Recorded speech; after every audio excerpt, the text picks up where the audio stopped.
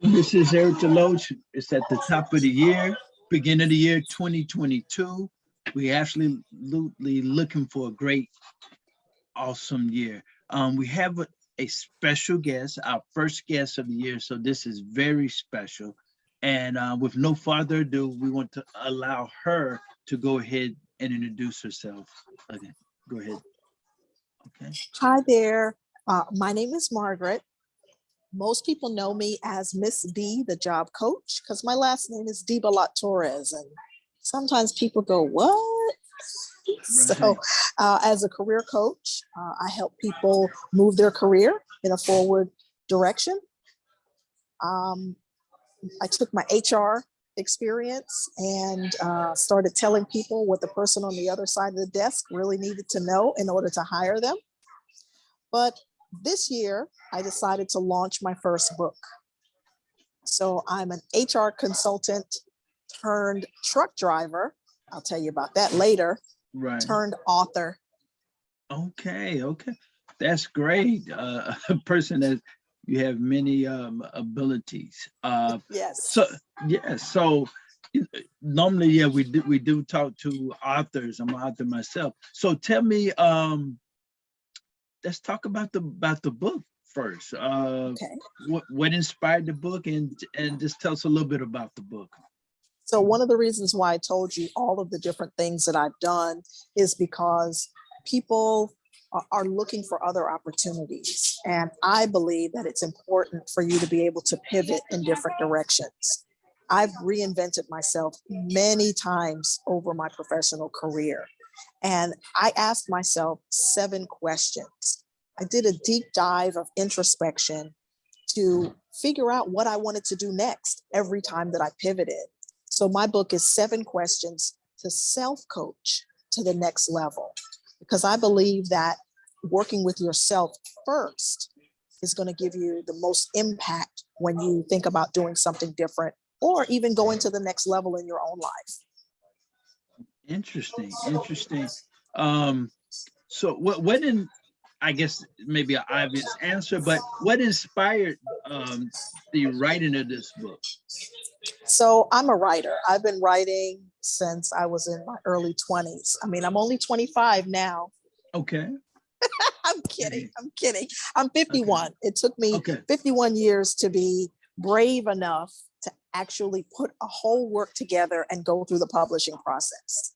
Okay. So I've been writing for years. And I started thinking last year that some of the names that we know, like Maya Angelou, we know Maya Angelou because she's a writer, because long after her, we'll read her poetry. Right. And so I said, I need to write this. I've been coaching people and I've been advising people and a lot of things over the course of my life. But what's going to make me memorable is going to be the book that's here long after I am. Yeah. What made you get it out of the realm of imagination and the mind to actually do the work to actually create, I guess, this masterpiece? What happened? What allowed that to take place? So I mentioned that I'm a truck driver.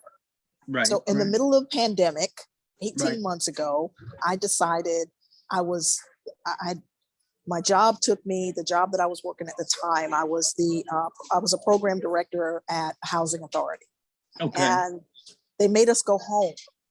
And if you understand the population that I was working with, they weren't people that understood remote. They were used to coming into the office and talking to me. They wanted to be able to touch and see me. And Zoom, what? It wasn't working. And so I started hating my job. And a friend of mine career coached me. They asked me the thing that I often ask my clients, what's something that you always wanted to do?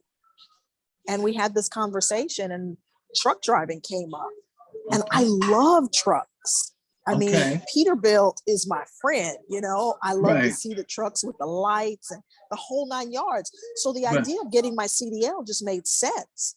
Okay. So I spent 18 months in the truck thinking, truck drivers have a lot of time to think. Wow. And I was experiencing a lot of books on audio as well. Because you can Okay. listen. I'm an over the road driver. So Right. 500, 700, 1,800 miles. Those were a lot of the trips that I did. Right. And so I said, you know what? People need to know how to pivot. People need to know how to go to the next thing with themselves. And there's a lot of self-help books out there. And, you know, coaching is a big space right now. But I got clients sometime that, to be perfectly honest, they had no idea what they wanted to do. They just knew they wanted a different job than the one that they had. Right. And I thought about, how did I make the decision to change? How did I do this over and over and over in my life, you know? And there were these basic 7 questions that I would ask myself. I would sit with myself and do this sort of after action review and really kind of ask myself, what's next? Right. And these are the 7 questions that I asked every single time. So I said, you know what? I'm going to put it in a book and I'm going to share it with people. And I think I can help. I can help people who hate their job and don't want to keep doing it. I can help people without, now see, some people thought that I wrote this book so that people would come to me for coaching. I didn't. I didn't. I purposely titled it Self-Coach. You need to start listening to the voice inside your own head. You need to start listening to your own heart so that you can go in a direction that really fulfills you and takes you to the next level. Wow. Wow. So you were this one type of professional, and so COVID kind of ended that for a while. It didn't end it. It kind of put it on the back burner. So I still maintained my individual coaching business. I was no longer working for that organization, but I still maintained coaching clients when I wasn't driving. I was still working with clients individually. But the book is a tool. It's a tool to go to a person that says to me, you know what, I want to do something else. Now I have this tool to say, go have a conversation with yourself first. Before you go hire a coach, before you start job hunting, before you do anything, I think you should figure out what you really, really want. Why go get another job that you're going to hate and in 6 months you're going to look again? Job hunting is not that much fun. Don't keep doing it. Go in a direction that's going to fulfill you and really make you excited about the next thing you choose to do. Do you feel that you're something that you have a passion for, or that you like, and also that you feel that you have a skill set or talents, ability? Are those things that help decide the desired direction for the next career? Well, yes. And you can have a desire for something, but not in the way that it's offered for you to make money at it. For example, I'm a musician. I wouldn't want to be a musician for money because there are things that you have to do. You know, I don't read music. I play by ear.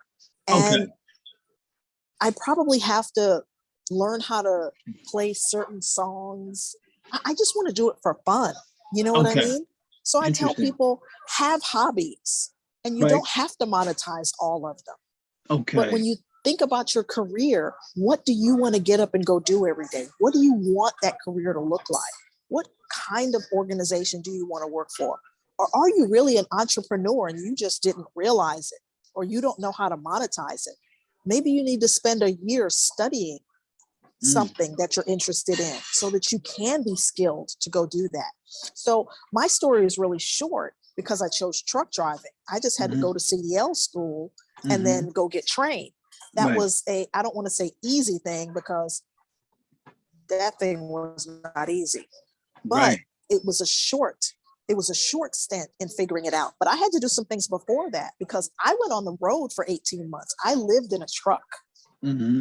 So I had to personally prepare for that, physically, mentally, you know. So the preparation process can be different for different people. But I usually tell people, think of something that you would do for no money And that might be the thing that could pay you very well, because you'll invest enough of yourself in it to get to the point that people want to pay you to do it. Wow, wow. What was it about truck driving with that that really caught your eye, caught your interest? Can I tell you, I grew up watching Smokey and the Bandit and Convoy, and I just think trucking is cool. I love the machine. I love the lights. I love the lifestyle. I wear I mean, you see me today, I have on a very nice dress, right? But I wear overalls and a hat and cowboy boots. And I love that lifestyle too. Do you bring a dog with you? Is it?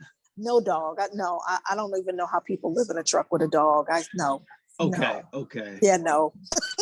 Okay. No, I'm an introverted extrovert. So I can be by myself for a lot of time. And I actually wrote multiple books on the road. This is just the first one that I published. Wow.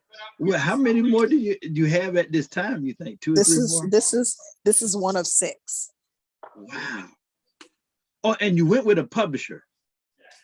Well, I got alongside of someone who helps you to self-publish.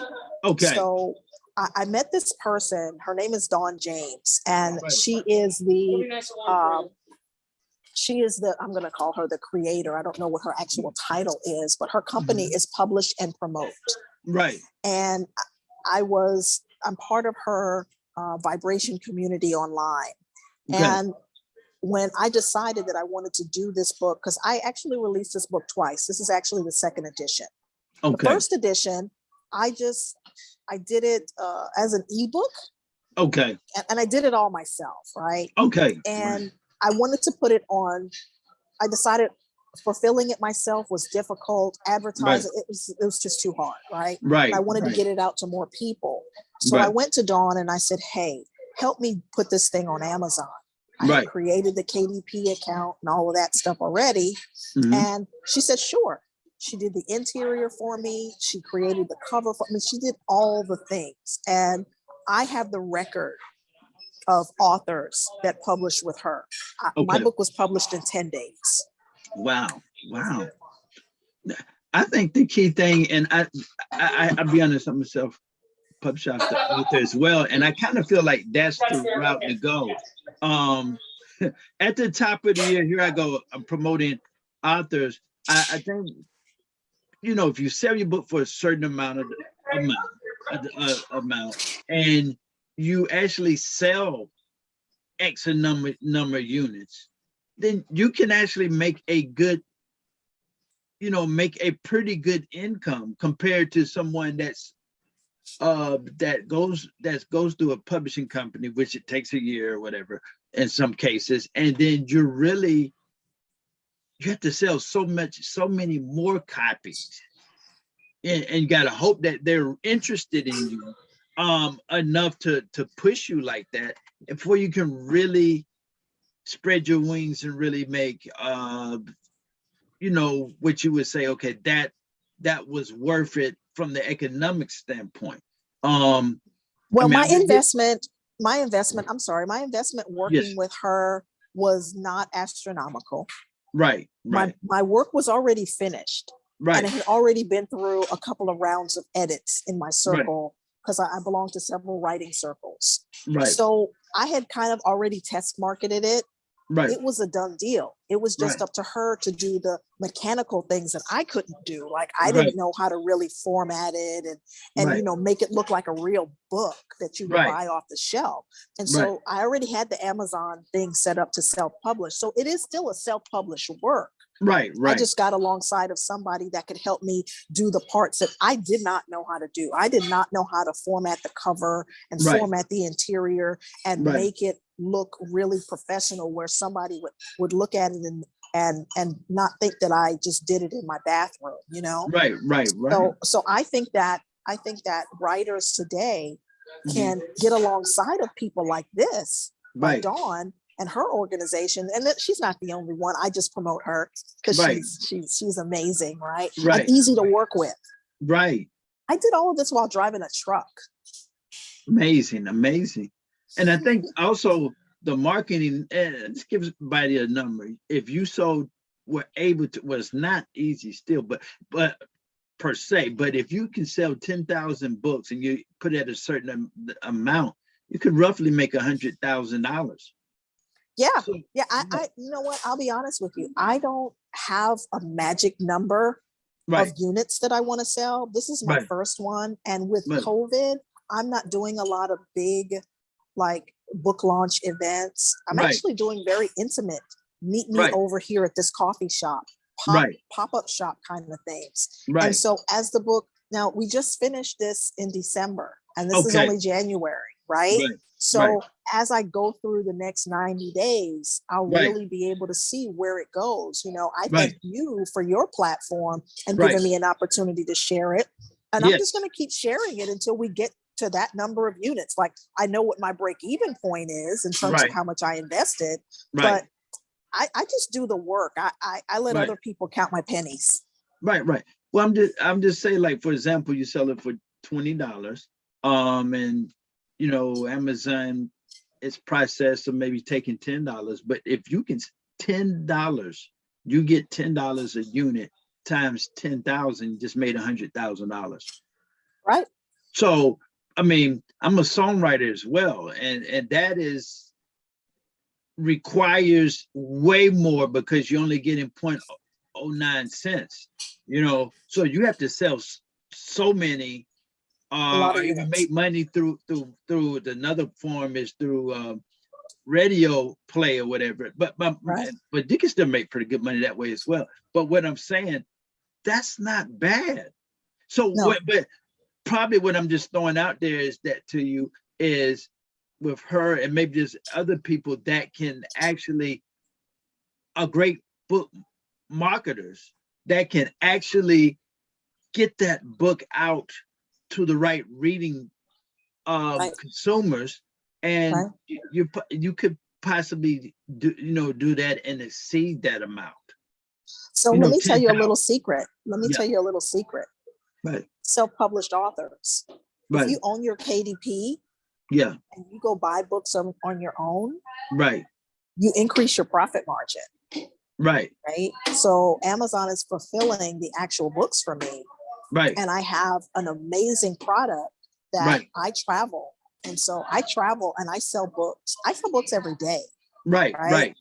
And so there's so many different ways that you can market your book these days, especially when you own it. You own the whole thing. It's yours. I pay a fulfillment fee, you know, because I can't print them myself. But it's nominal. It's nominal. What they charge is nominal. So you have to. It took me several years. Now, this is several years in the making, right? So I've been thinking about publishing a book for quite a while. So I have done lots and lots of research through other people who publish, people who use publishing companies. I'm alongside of some very significant people in the publishing world. And I said, I got to figure out the way I want to do it because I'm an experiential learner, which most people are. So I say go down the road, but keep going until you get where you're trying to go. Because I agree with you. There's a lot of money that can be made in books. You just got to figure out how you can do it the way that works for you, because you have to do it. I believe you have to do it with your whole heart.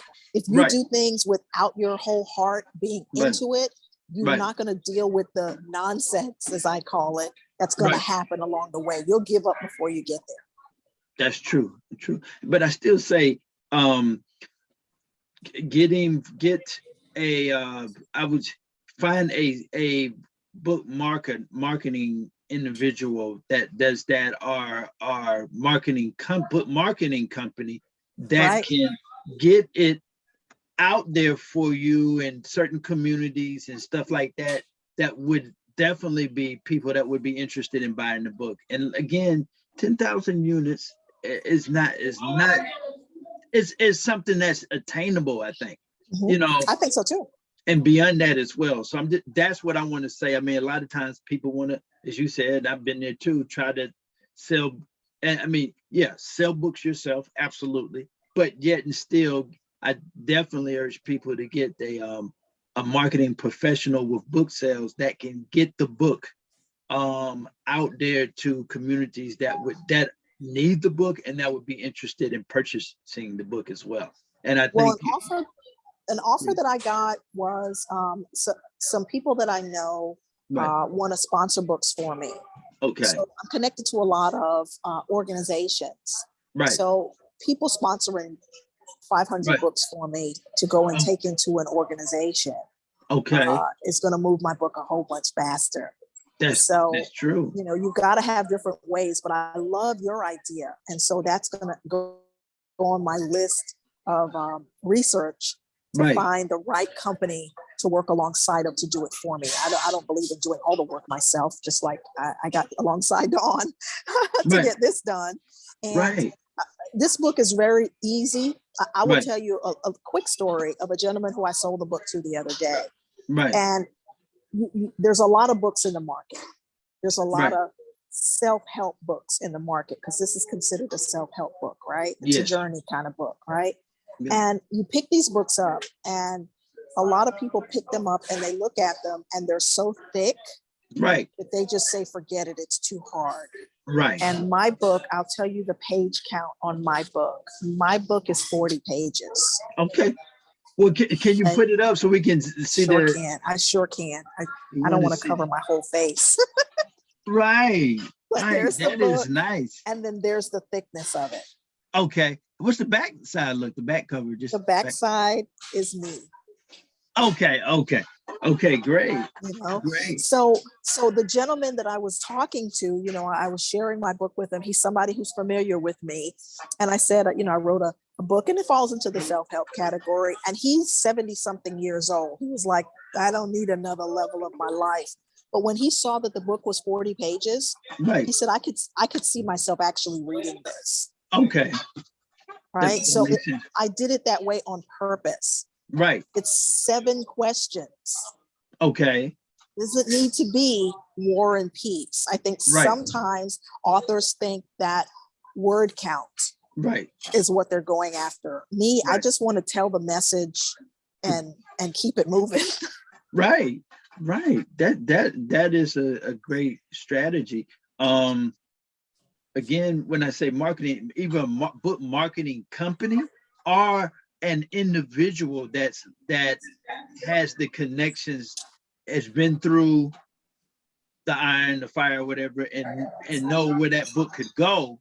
Like you get it, huh? Well, I'm not necessarily. I'm a show host guy with being a book author, but there's people that are book marketers themselves. I mean, I'm still looking at you. Huh? I'm still looking at you. Okay, I may know, you know, I may know some people that can do that. But my point to you is that you can have an individual that has the connections strongly on maybe a best-selling author, if you will, and they can get it to certain platforms and certain book reading clubs or whatever, and that will help. So that's one thing that I'm saying. I have a few of those people in your network. So if people who see this can follow me on LinkedIn, they'll find out what my network looks like. Okay. I'm gonna leave it right there. Okay. And now tell me about how long have you been doing the self-coaching? I mean, not the self-coaching, no, but the actual coaching and educating people. I mean, from that standpoint. I spent a lot of years in human resources, hiring, firing, training, and developing people. I enjoy developing people. That's my big thing, right? And so when I left corporate America back in 2009, I kind of bumped around a little bit. By 2015, I figured it out. I decided that what I wanted to do was market myself as a career coach so that I could do the thing that when I sat in my office after really bad interviews and said, somebody needs to teach people how to go through this process. And I said, if I ever get the chance to do that, I'm going to do it. So in 2015, with the help of my mentor, her name is Katie McGill. She's the executive director of Dress for Success Tampa Bay. Yes. And she encouraged me and she put me in front of a lot of different people. And I decided that my brand was going to be MSD, which is Ms. D, Right. the job coach. Okay. As a job coach, I help people move their career from point A to point B, whatever that means for them. Teaching them how to navigate a 4-step job search system. So the first step is to look at your network. The number one way to find a job these days is through your network. It actually always has been that. Right, right. Don't throw spaghetti on the wall by trying to send out resumes. Okay. Somebody knows somebody who knows somebody who's going to help you get hired. Okay. So teach people how to ask in their network to help them find a job. Then I teach them how to construct a resume that speaks to the ad that they're responding to if they found a job ad that they liked. Then I teach people how to go through the interview process. Interviews are not interrogations. And a lot of people believe that they're being interrogated. And so they are petrified to go to interviews. Right. Do you realize that you and I are doing an interview right now? Right, right. Absolutely. Interviews are just a conversation between two professionals to determine whether or not we should continue to work together. That's it's just true. a conversation. They want to know if what's on your resume is really you. So they're going to ask you questions about your resume. They're trying to get to know you. And pretty much if someone invites you in for an interview, they're very interested in what they saw on the resume. And so now they want to see if the person that's on the paper is who actually shows up. Now it's just about negotiating and moving forward to you becoming their next employee. But a lot of people don't think about it that way. They think it's an interrogation. They're afraid. They don't know how to talk about themselves. The best commodity that you have is you. Right. So I'll teach you how to talk about you to where the person on the other side of the desk would be nuts not to hire you. Wow. Wow. Can you give us, like, let's just say 3 eras? I know there's many, but that in your experience with people that they seem to reoccurs, that come into 2 or 3 eras that happens with people while they're not successful, even the interviewing process or just the general job search, or even determining the right jobs to look for. So I'll give you one out of each one of my categories. So the first thing that I tell people to do is look in their network. Right. Use the people that you already know, people who know, like, and trust you. Right. Because they can sponsor you, meaning they can talk to the person who can hire you because they know them already. Right. So here's my story. When I was a recruiter, I'd get piles and piles of resumes. Eric, you and I are familiar with one another, right? Right. If you walk in my office and say, hey, I know you're trying to fill this job. I know this person. I worked with them before. I think they would be great on your team. I would forget that pile of resumes that I had, and I would go interview the person that you referred to me. Why? Because they were a warm. I think that you would bring me somebody that was a bad fit. I would choose that person first. So I tell people there are people who can. The people on my desk were strangers. The people the person you brought me now is a warm referral. Okay. So that's number one. Use your network. Let somebody walk your resume over to the person that can hire you. And you've got to keep going through your network. And I teach people how to approach the people in their network. I teach them how to talk about themselves and their skills so that the people in their network will be able to say to the person that they know, hey, this person does this. This lady types 125 words a minute. Hey, I know this person that's been in sales for 12 years and they'd love to come and sell your product. Whatever, right? Warm referrals. That's the networking piece. The next thing is your resume. Mm-hmm. Does your resume truly speak to the position that you're applying for? Because most of the time, the first person that looks at your resume is a computer. Right. And if the computer doesn't find the keywords that were in the job ad, you go into the circular file on the floor.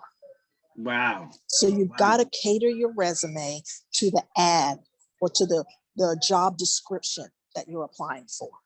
Right. And then, and in the next area, which is interviewing, you need to know that they want to talk to you. They want to talk to you. It is not an interrogation. They're not asking you trick questions. You actually know all the answers to the questions they're going to ask, but you've got to prepare your answers. You don't prepare your answers, you're going to stumble over your words, and you might even throw up on yourself. Wow. They don't hire people that throw up during the interview. That's true. That's true. What has been a top error that, I mean, across the board, and what has been a top that you like, you know, as a professional, you shouldn't be making this error, but it definitely can cost you. Here's the secret. Yeah, Here's the secret. Okay. I know if you haven't prepared. Okay. I know, because the first question that an interviewer asks, they say, "Tell me about yourself." Right. That's actually an incomplete sentence. Right. What they're really asking you is, "Tell me about yourself professionally." Okay. They don't say that word. Right. So people go, "Oh, well, I'm originally from Brooklyn, right, and I like to go fishing, and I have 4 kids, and no, this is a business meeting. right, And if you don't know that I'm here to hear about the business of you, right, then please get out of my office." They may still take you through the entire interview, but you messed up at question number 1. They want to know who you are professionally. right. And that's the time for you to give them a snapshot of the skills that you have that brought you to be in their office. Right, right. That's interesting. And the first one, well, not an error, but people overlook or feel, what would I would say? They feel, oh, this is scared. Right. To talk to a friend, I talk to an associate, you know, I feel vulnerable. How could I just let them know? Excuse me. How can I let them know that, you know, I want to contact them about this? We're friends, and you know, maybe Kappas or AKAs, or we grew up, we went to high school together or whatever, and we hadn't seen each other in 2 or 3 years. I'm back in town now, and people are scared to use that link. I mean, to use that connection. Well, here's the thing. You have to choose the right people, first of all. Right. So you have to choose people that know, like, and trust you. Okay. So if you owe him $20, he's not going to help you find a job. He might want you to find a job so he gets his $20. Right. But he might not trust you anymore because you haven't given him $20. Right. So don't ask him. Right. Go ask the person that you helped them move. Right. 6 months ago. Go ask that person. Right. Because they like you because you helped them. So now here's an opportunity for them to reciprocate. You're looking for a job. Oh, I know somebody who might be interested in you. Why? Because you help them. People naturally want to help each other. Okay. But if you have a fractured relationship, maybe not so much. Right. And so how has it been 20 years that you have been dealing with human resources? How long have you been? I've been a human resources professional since the 90s. Okay. And what led you to go independent, if you will? You were working with a corporation or 2009 happened. That's what happened. 2009 happened. Okay. 2009, if you remember, that was the last big recession. Okay. And so I got right size, down size, left size. You know, I went through several rounds of layoffs, and I finally got picked.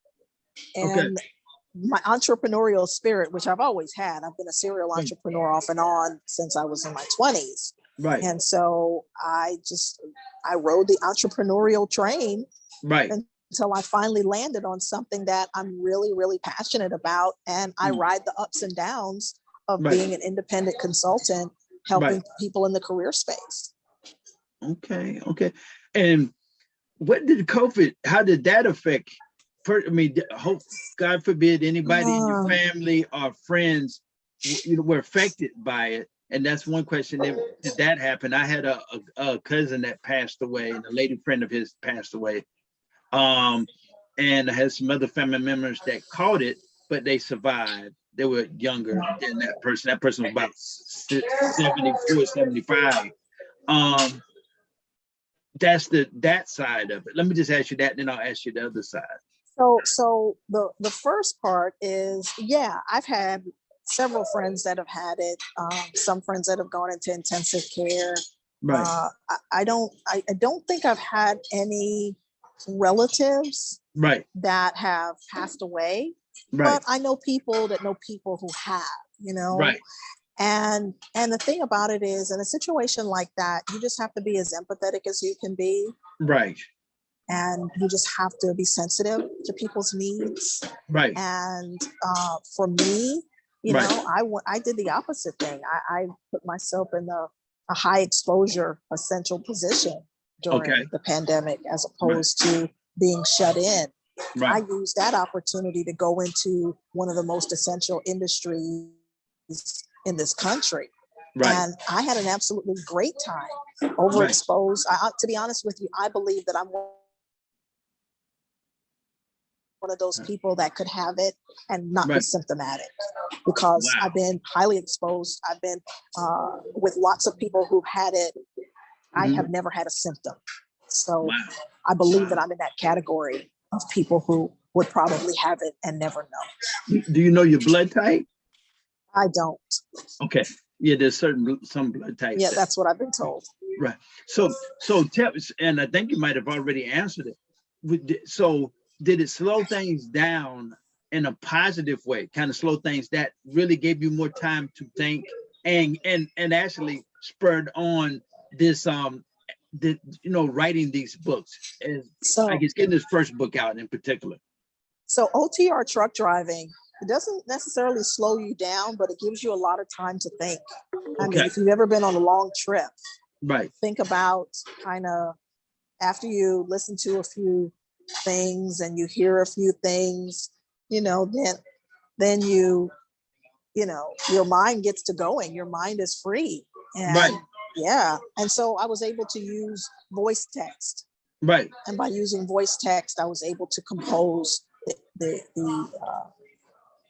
interior of my book and kind of visualize what I wanted it to look like.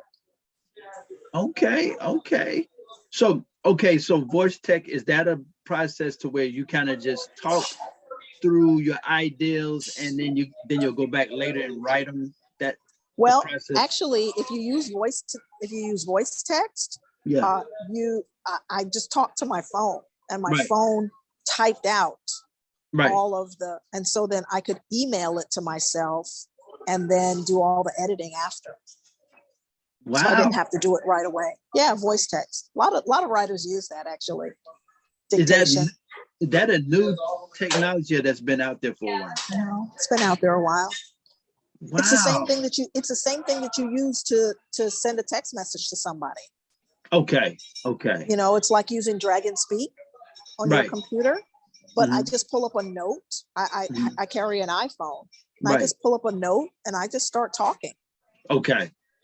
And then I take that content and I email it to myself, and then I can edit it. Interesting. Have you thought about writing a mystery novel or anything? Even I don't think I won't. That's not my genre. My genre is technical writing or self-help writing or how-to kind of writing. I'm a trainer, right? So teaching people how to do things is a real comfortable space for me. Right.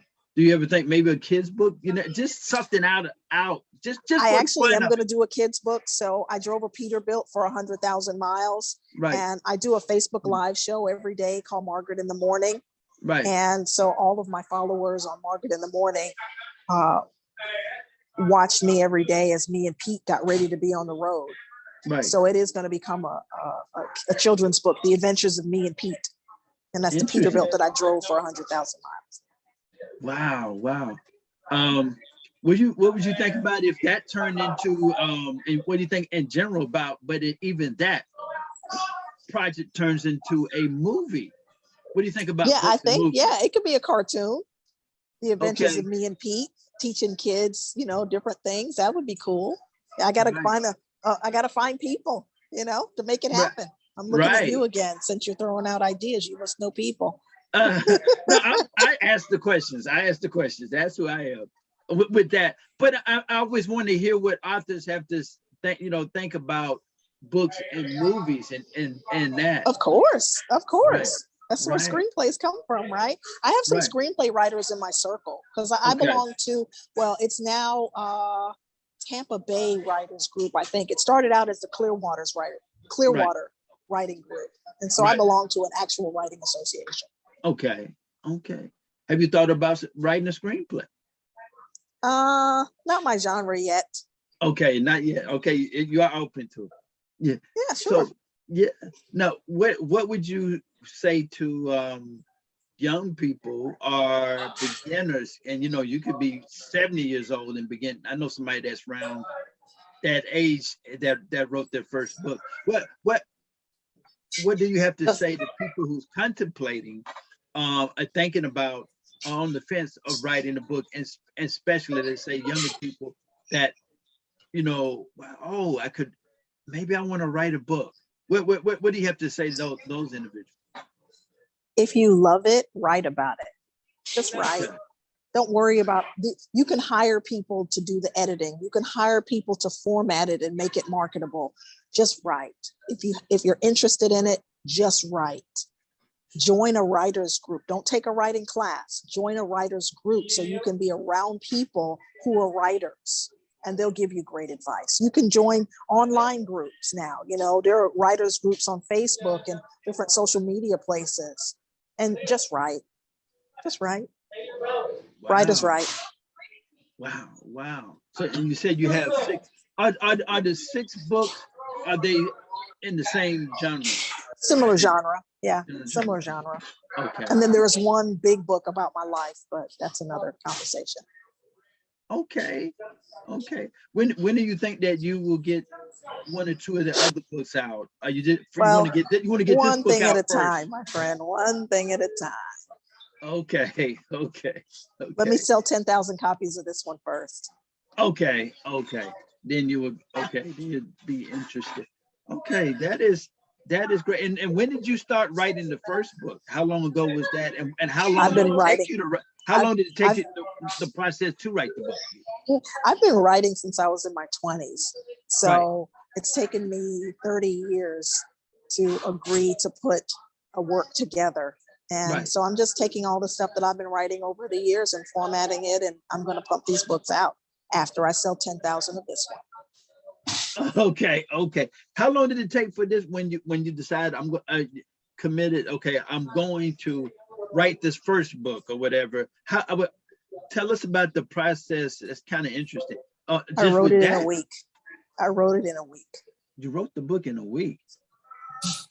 How were you able to do that? I'm just curious. All the information was in my head.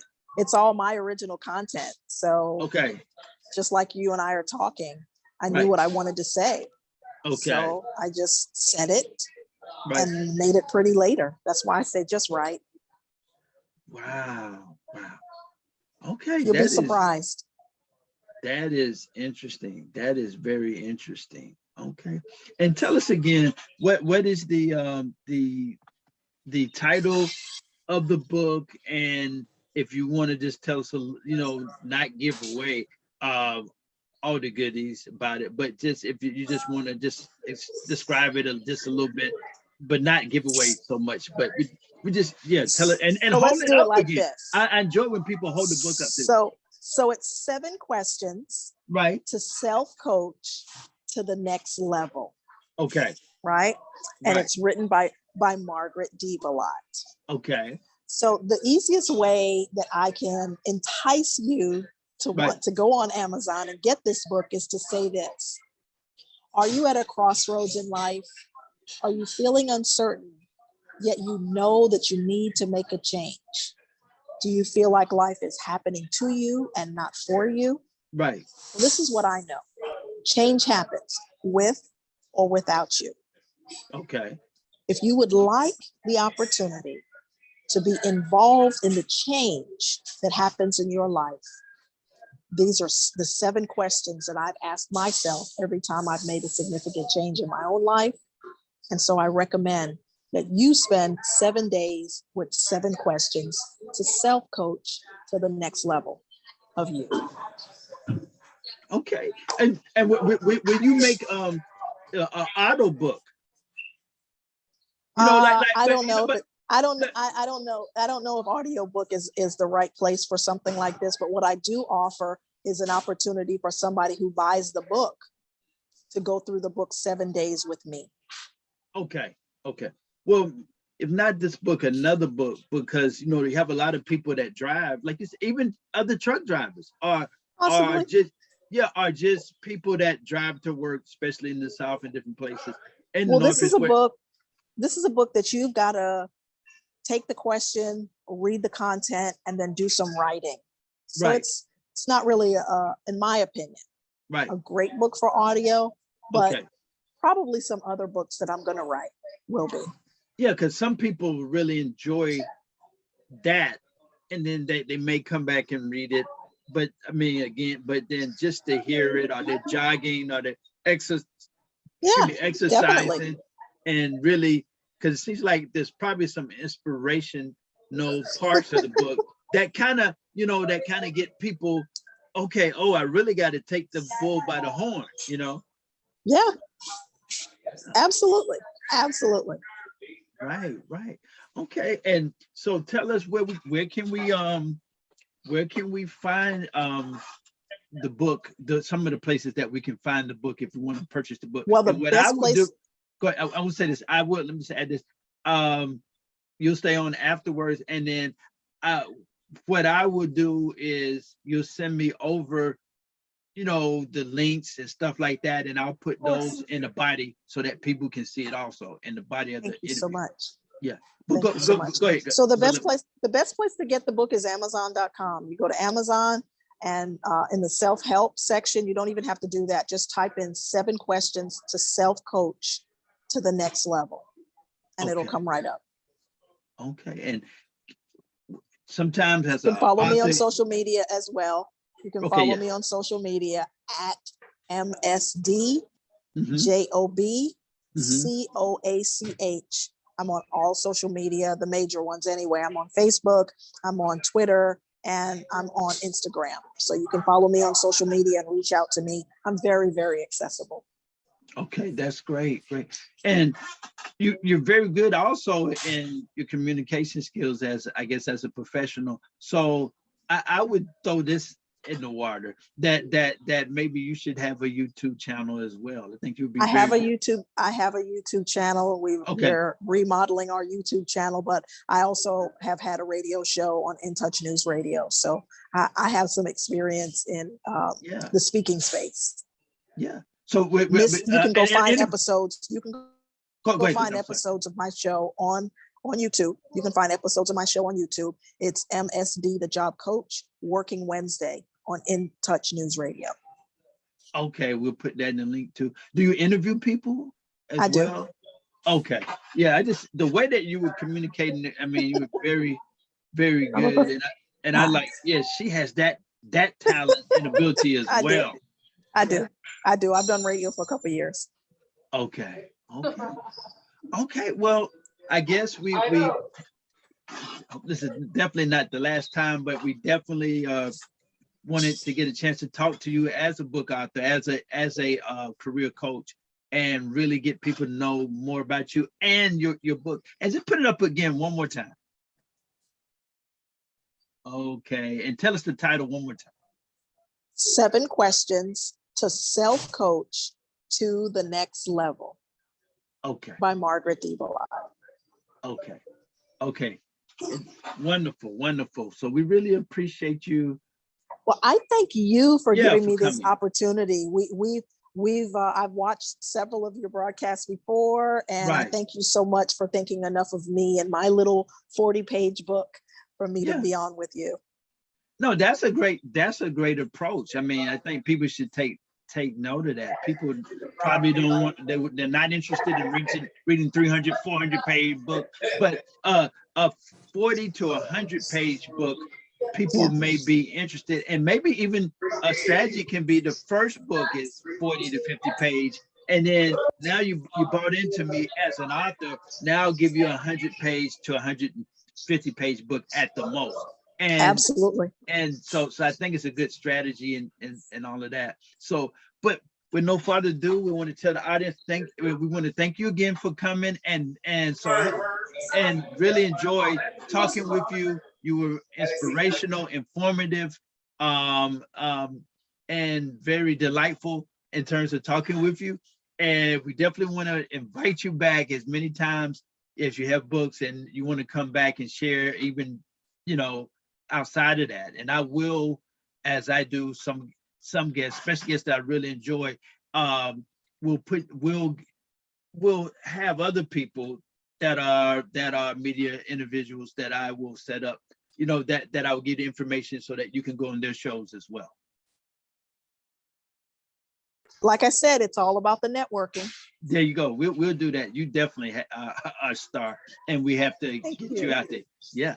And with no further ado, this has been I guess let's just call it Black Authors and Others. And it has been so inspiring. And I hope young people watching it, especially young ladies and also young men, and really just see this dynamic person and really feel the vibration and really get out there and be positive and be, and this is the first interview, so she should be able to inspire you to go out there and conquer and achieve things as she has done, and she has really educate us.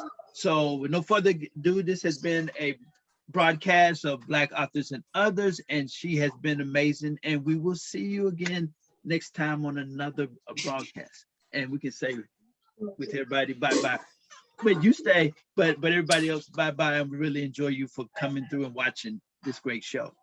Thank you.